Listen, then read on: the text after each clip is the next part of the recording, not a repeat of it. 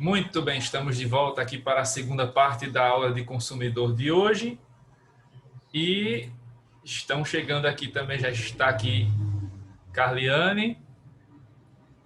Boa noite, Carliane.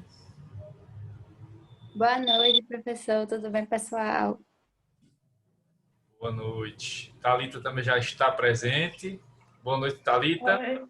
Oi, boa noite, professor. Boa noite, gente. Muito bem.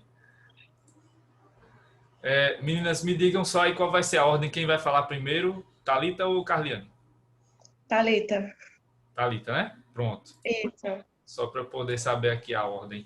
Deixa eu compartilhar aqui a tela para colocar os slides de vocês. Então, só avisando aqui aos nossos alunos que Carliane e Thalita vão apresentar.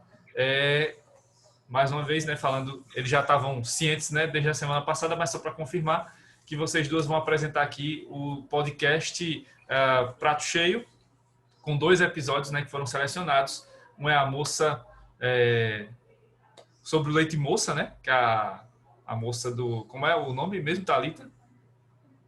Do episódio? A moça da lata. A moça da lata. E o segundo episódio é o da Carliane, que é o... Faça amor, não faça carne. Pronto. Estava me confundindo aqui com os nomes, mas são esses.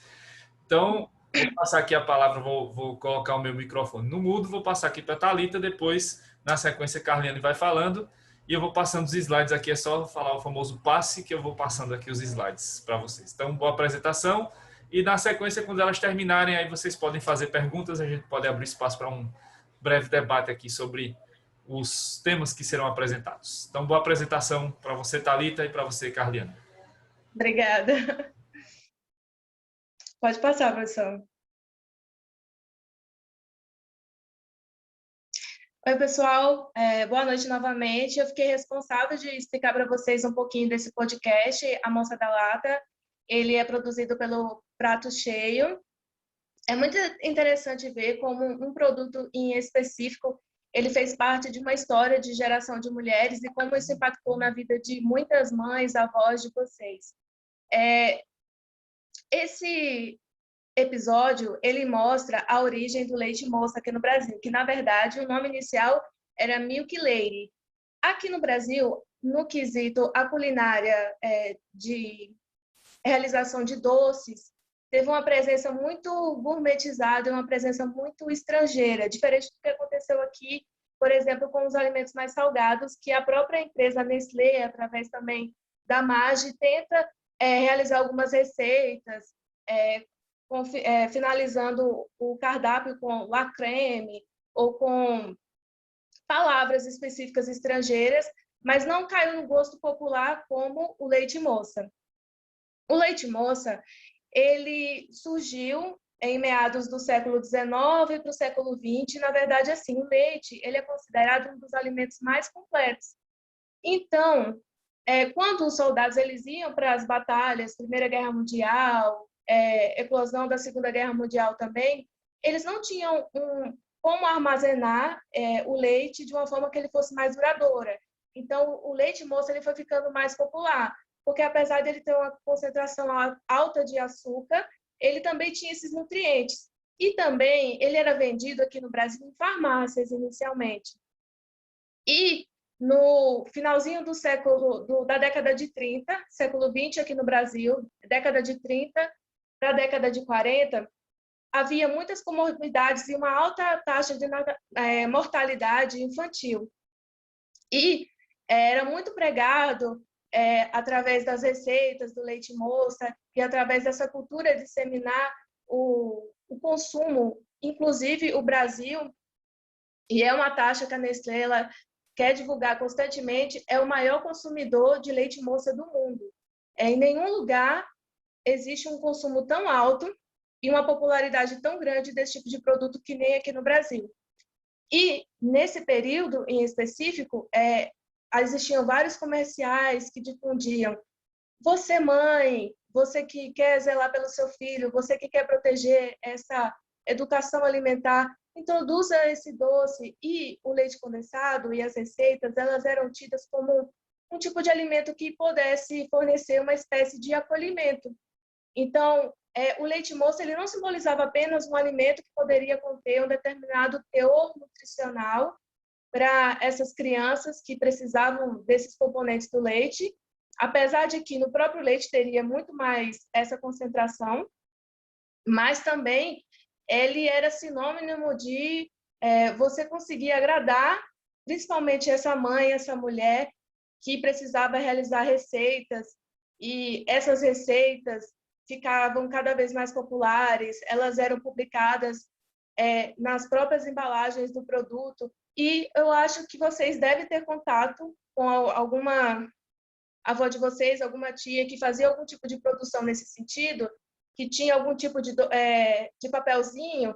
Ah, beijinho da tia Irene. Ah, docinho da avó Maria.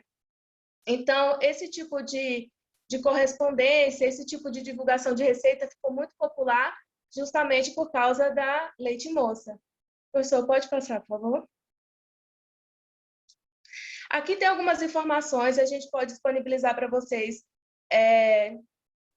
esses dados, que tem alguns adicionais em relação ao podcast, que a gente encontrou no site O Joio e o Trigo.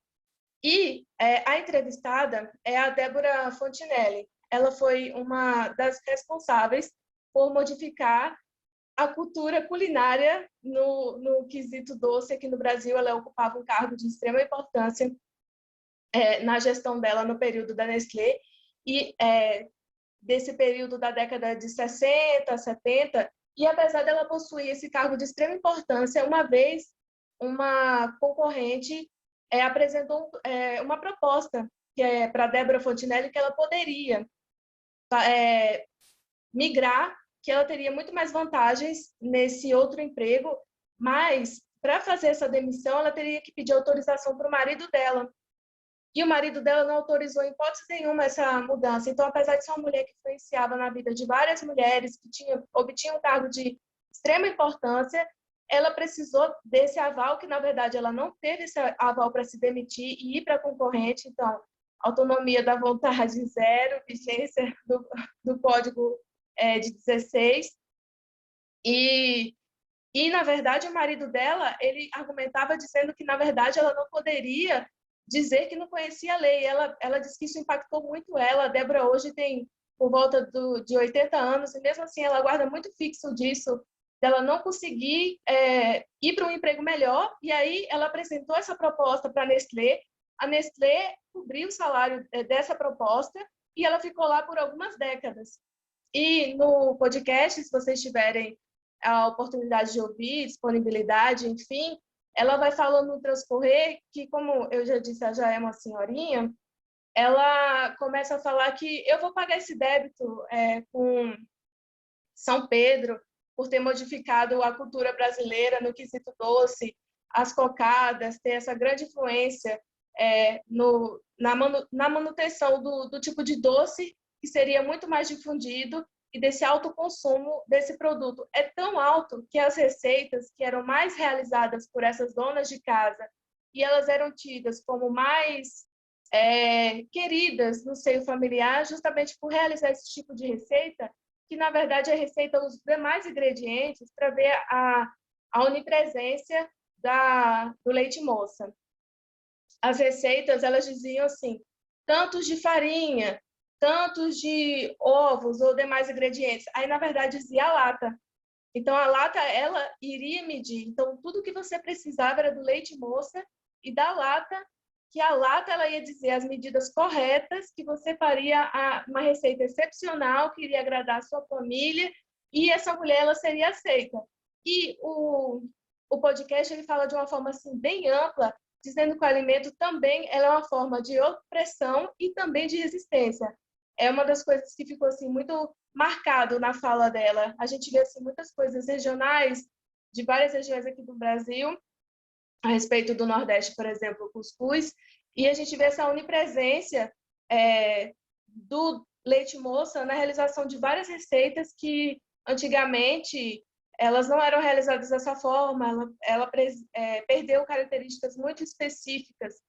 E no transcorrer do podcast, ele vai explicando também um marketing que, de forma bastante genial, a Nestlé conseguiu promover dessas correspondentes corresponderem, fazer como se fosse uma rede social, porque ativar uma linha telefônica naquele período era totalmente viável, era caríssimo, poucas famílias tinham essa possibilidade.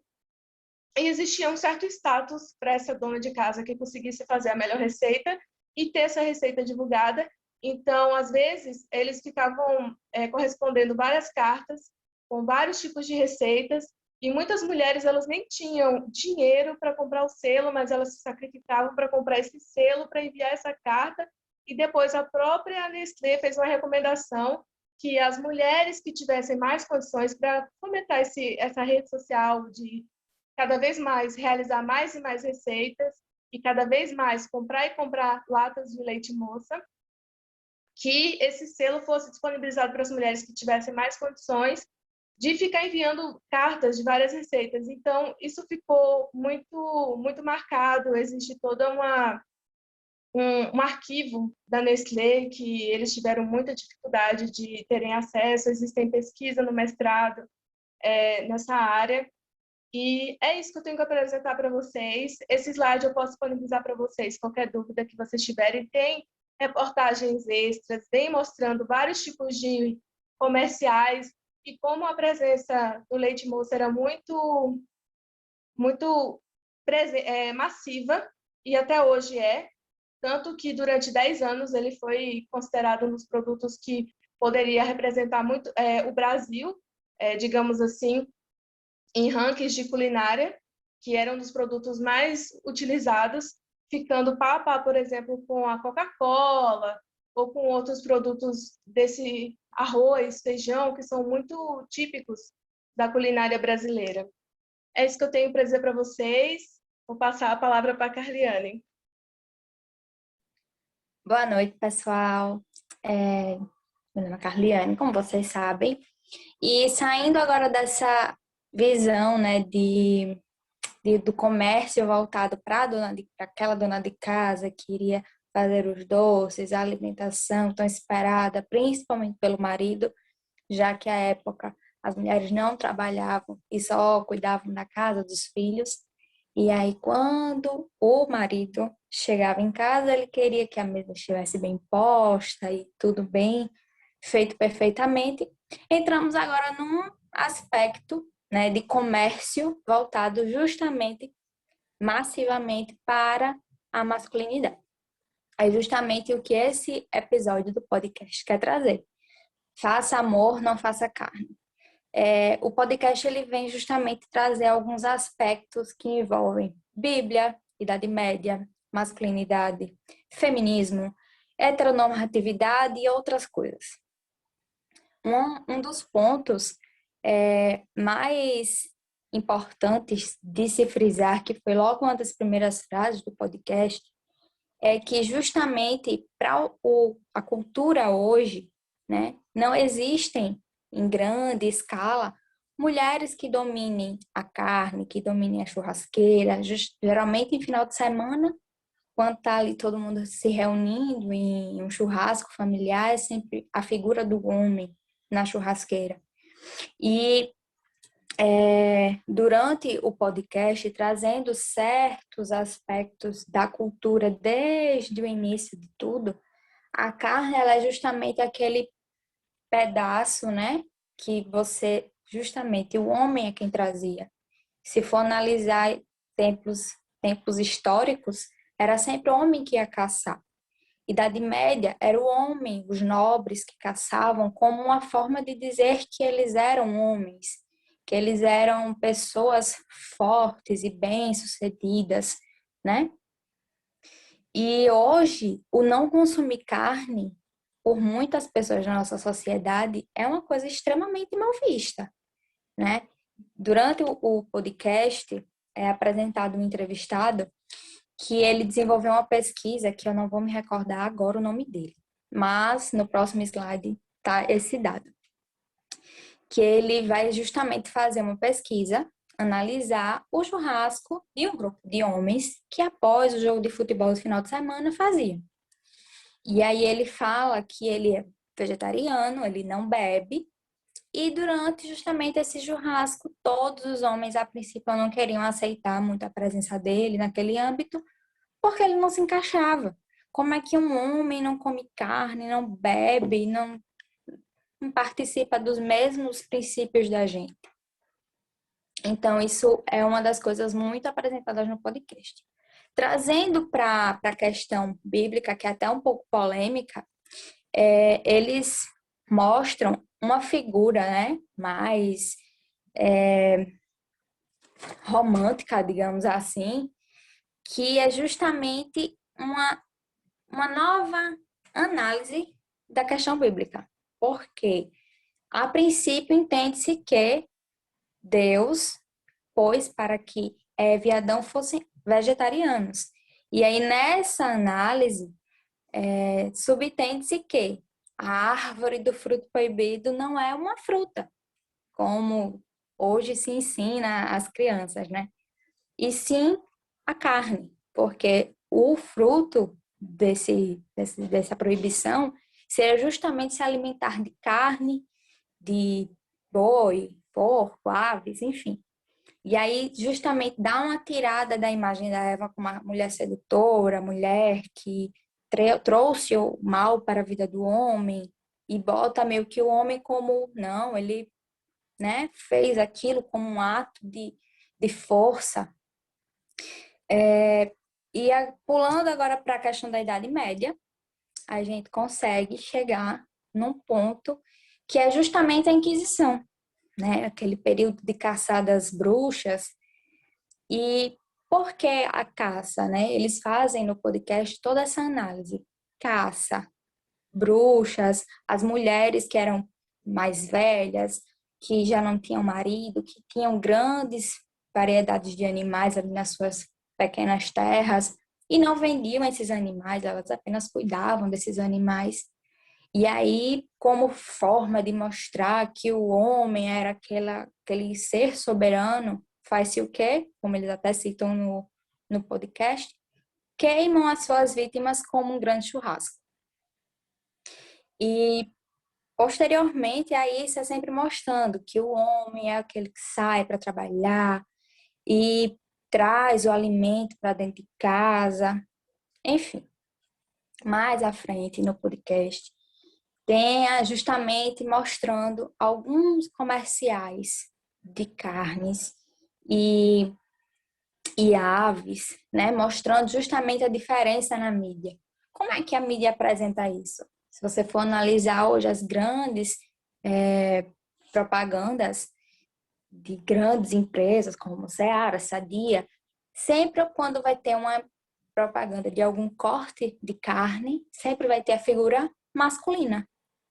Enquanto que quando vai se ter uma propaganda de peru, aves, cortes, é sempre a mulher. Por exemplo, a Fátima Bernardes. Ela está sempre aparecendo nas propagandas falando do peito de peru e sempre trazendo esse lado meio frágil para aquele alimento. E, enfim. Uma das coisas que também mais choca no podcast, que eu até não sabia que tinha existido essa propaganda, é justamente uma propaganda da Burger King. Inclusive, Claudemir, passa para mim o slide. Eu acabei esquecendo de pedir. Obrigada. Que é justamente lá no finalzinho desse Para Saber Mais, tem a publicidade I'm a Man do Burger King. Eu não me recordo agora o ano dessa propaganda. E do decorrer da propaganda é justamente isso. São homens que dizem que se recusam a comer alimentos como minimalistas, com salada, e eles dizem que eles precisam de carne para dizer que eles são homens.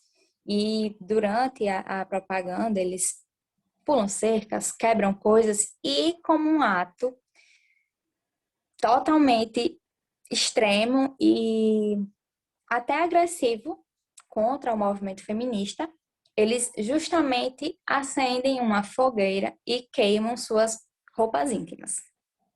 E saem com placas e faixas com a frase escrita I'm a man. Então, assim,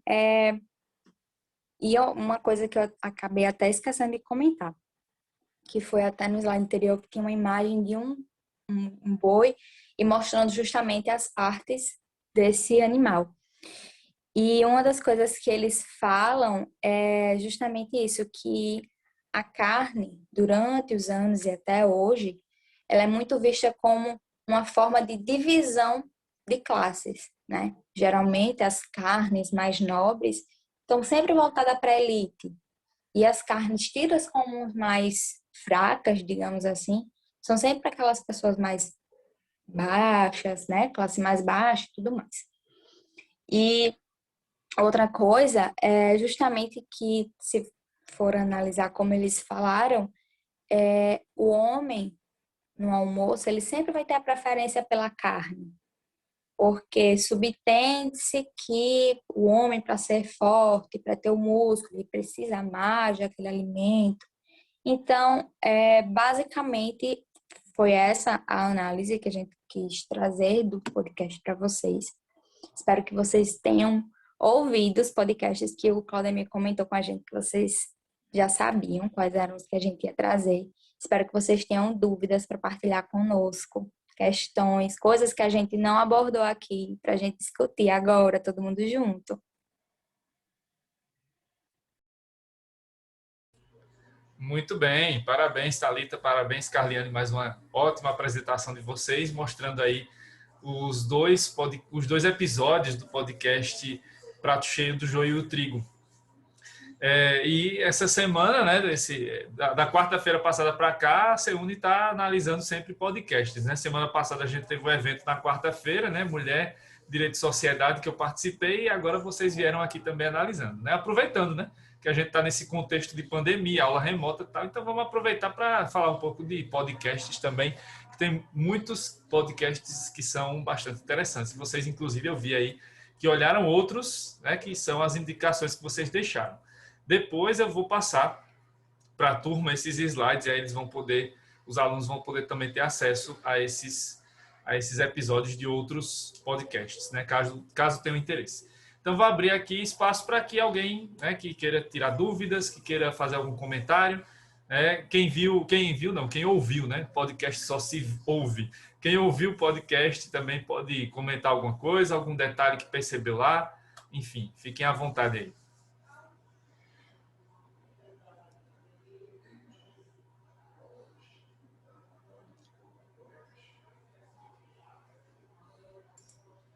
O Artemio está parabenizando vocês pela apresentação.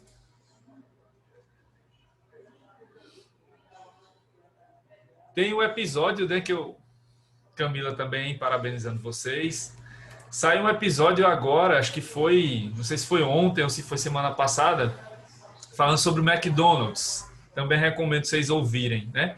Foi o episódio mais recente. Pena que ele não saiu antes, né? Senão eu tinha mudado aí para colocar esse, porque esse é até mais interessante para fazer o link com o da Thalita, né? Sobre leite moça, McDonald's, porque Thalita falou disso, né? Desses alimentos, desses pseudo-alimentos aí que seriam a marca do brasileiro, né? Nenhum deles é realmente brasileiro, né? E nenhum deles aí ainda tem aquela questão dos alimentos ultraprocessados e tal, né? Coca-Cola, leite moça, não, né? Por mais que se tenha aí valores nutritivos e tal, né, colocados nos rótulos, mas não correspondem realmente à realidade. E aí entrou a questão da publicidade também, né, que foi bem interessante, que vocês mencionaram nos dois casos.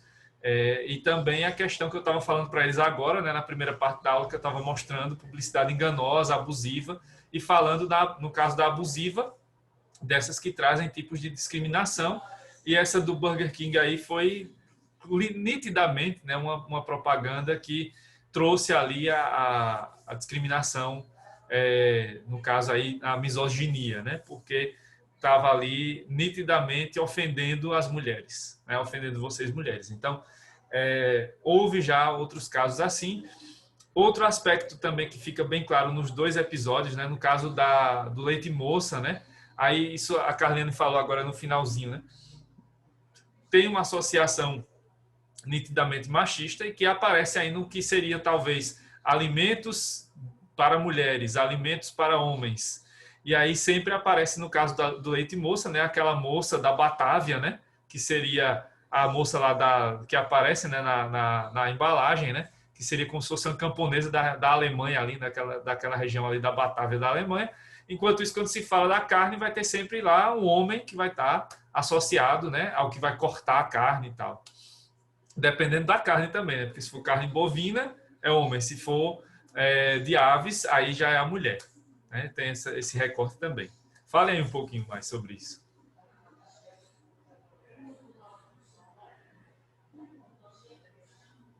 Thalita. Ordem alfabética. Ai, meu Deus. Eu sempre faço isso, mas tá bom. Você toda vez usa esse argumento, poxa. Mas é justamente isso que você estava comentando agora, Claudemir. Até no podcast que a Thalita escutou e trouxe para a gente, eu dei uma escutada também nele, e justamente tem essa imagem de que a mulher sempre vai estar com aqueles alimentos mais leves, mais afeminados, digamos assim.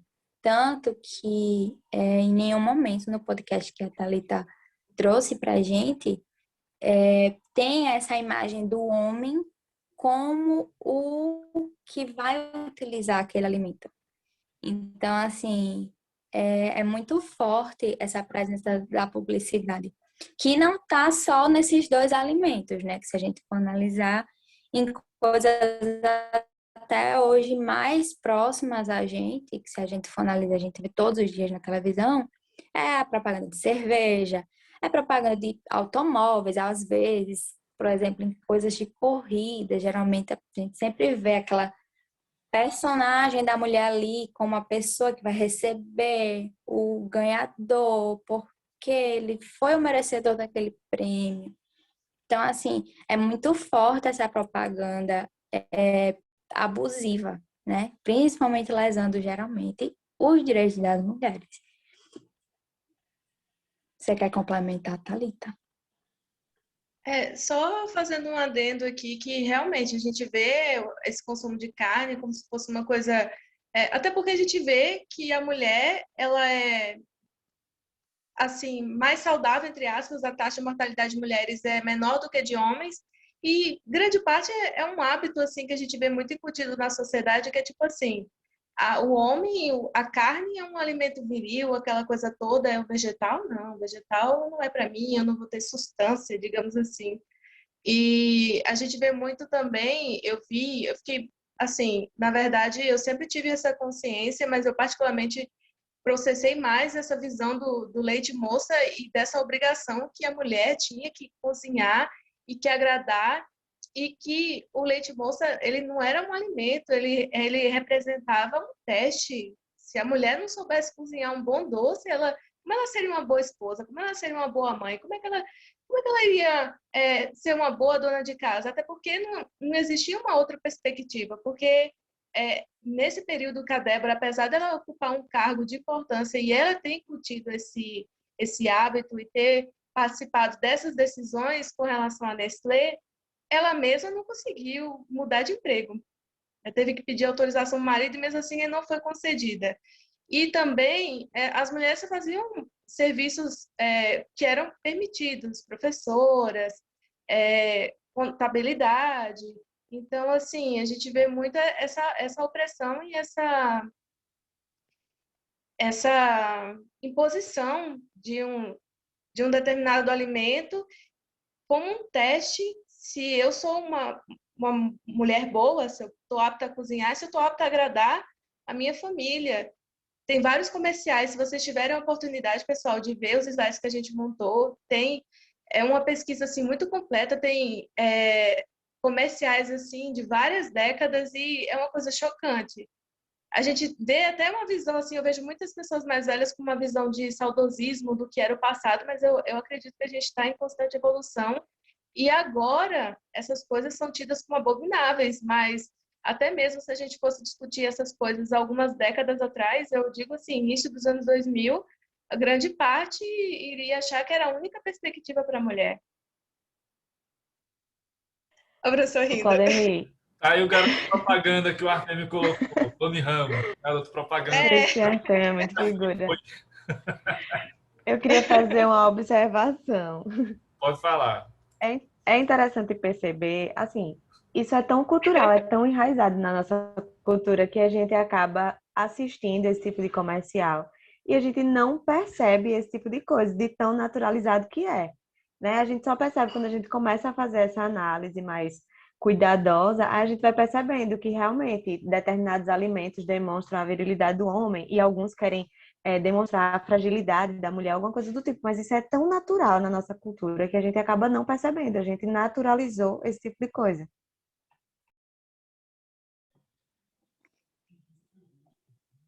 Eu concordo bastante com... Eu não vi o nome. Quem foi que falou? Desculpa, mas eu não vi seu nome. Camila, eu concordo bastante com o que você acabou de falar.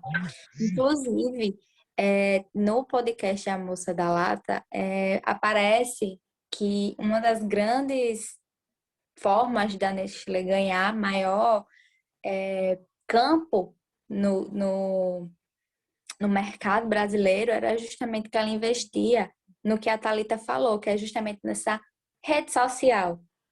E aí, desde o início, de quando o leite moça era vendido em farmácia para criança, já vinha com aquelas receitas. E aí a receita foi virando aquele livro de receita que ao longo dos anos virou até uma forma de, no caso, a avó ou a mãe passar para a filha que estava recém-casada o que ela tinha que fazer em casa, como ela seria uma boa dona de casa, como ela tinha que receber o marido. Inclusive, no finalzinho do podcast tem até uma frase que é justamente dizendo que uma moça perdeu o grande amor da vida dela porque ela perdeu o ponto de um doce. Então, assim, é justamente essa imagem, sabe? Que se a gente for analisar até hoje, ainda está tão presente nessa cultura machista e tão escrota. É verdade. Eu só reitero o que já tinha sido dito e concordo com vocês, meninas. É isso. No podcast tem bem marcado vários casos de várias mulheres que não foram aceitas ou tiveram problemas familiares ou perderam o amor da vida delas porque não souberam fazer um doce e era uma coisa assim mínima, como somar, como escrever, ou na verdade isso era até em segundo plano para as mulheres.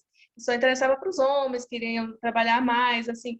Se quisesse, poderia, mas na verdade era muito mais importante estar conseguindo fazer um bom brigadeiro do que estar escrevendo, calculando, o que é ridículo, né? Mas era o que acontecia. Pois é. Deixa eu passar aqui só um comercial breve, né? Para vocês verem outro recorte, porque eu estava falando antes de vocês entrarem, Thalita e Carlinhos, sobre outros espectros, né? Além da questão de gênero, falei sobre as crianças e tal.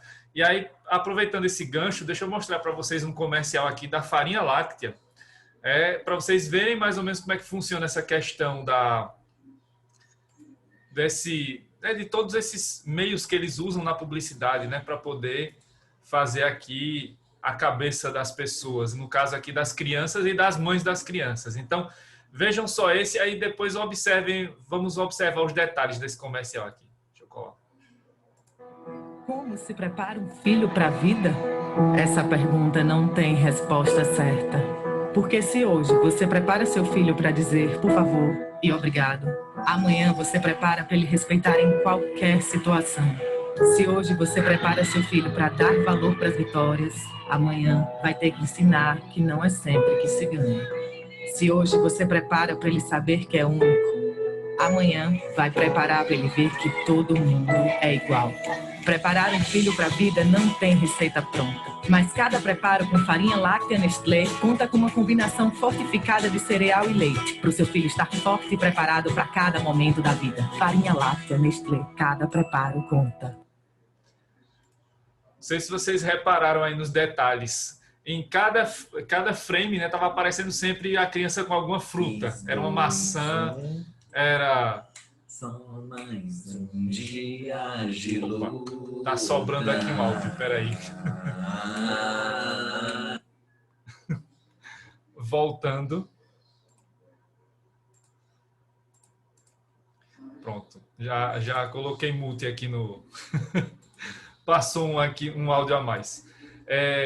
Bom, então voltando, né? Tava falando que sempre estava associado, não sei se vocês repararam nisso, né? Que estava sempre a criança segurando uma maçã, que aparecia uma laranja, então sempre associando a farinha láctea a uma comida saudável, né?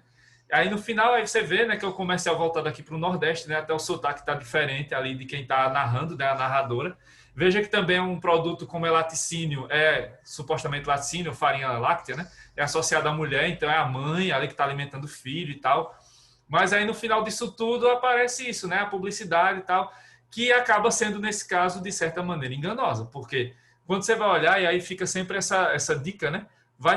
Quer saber qual é o produto principal que está ali compondo aquele alimento, né? Olha os ingredientes. O primeiro ingrediente que aparece é o principal. E aí, quando você vai olhar o rótulo da farinha láctea, o primeiro ingrediente que aparece não é isso, cereal fortificado, nada disso, é açúcar. Então, você está ingerindo açúcar, você não está ingerindo nada que seja derivado do leite e tal. Então, acaba sendo, né? Tem o recorte aí também no caso infantil, né? Que seria o alimento saudável para a criança.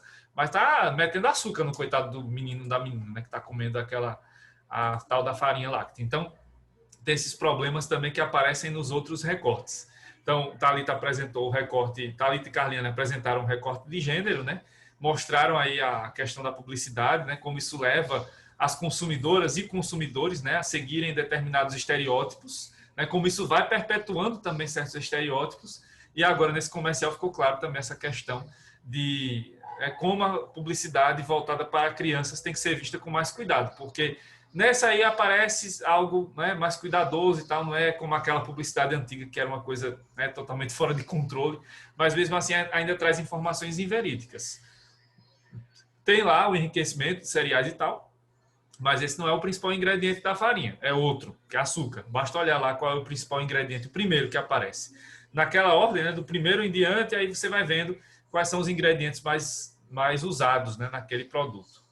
Muito bem, Thalita, Carliane, obrigado aí pela apresentação de vocês.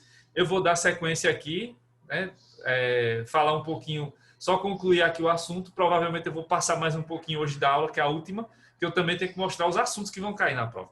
Se vocês quiserem ficar por aí, fiquem à vontade, vocês duas. Os outros alunos continuam comigo aqui, que eu vou mostrar pelo menos os assuntos das provas, que eu vou disponibilizar aqui. Então, as nossas provas, né? Na próxima terça a gente vai ter a nossa segunda avaliação, que vai aí, né, no mesmo horário, 8h30 até as 10 horas. Novamente vai ser pelo Google Forms, então vocês entram um pouquinho antes, 8h25 eu já estou entrando aqui, já falo para vocês a prova e tal, e aí como é que será? E aí às 8h30 eu já mando lá pelo sistema o link para vocês fazerem a prova até às 10 da noite. Os assuntos: vício do produto de serviço, fato do produto de serviço, decadência, prescrição, intervenção de terceiros, ação de regresso, publicidade, proteção contratual, não deu tempo, então é só até publicidade, né? Os assuntos dessa prova da próxima semana.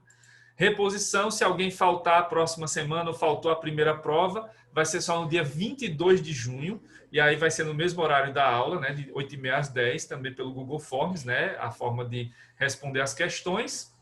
O assunto é aquele que você perdeu da prova, e se alguém for para a final, Deus queira que ninguém vá, mas se tiver que alguém ir para a final vai ser no dia 6 de julho, só no próximo mês. Aí com todos os assuntos do semestre e também na terça, de 8h30 às 10 horas. Deixa eu fazer aquele intervalo aqui para gravação e na volta, me aguardem aí que eu ainda volto. Para o finalzinho, falta só falar sobre publicidade infantil. Só falta isso, vou falar isso e encerro o assunto para a prova. Me aguardem que eu já volto.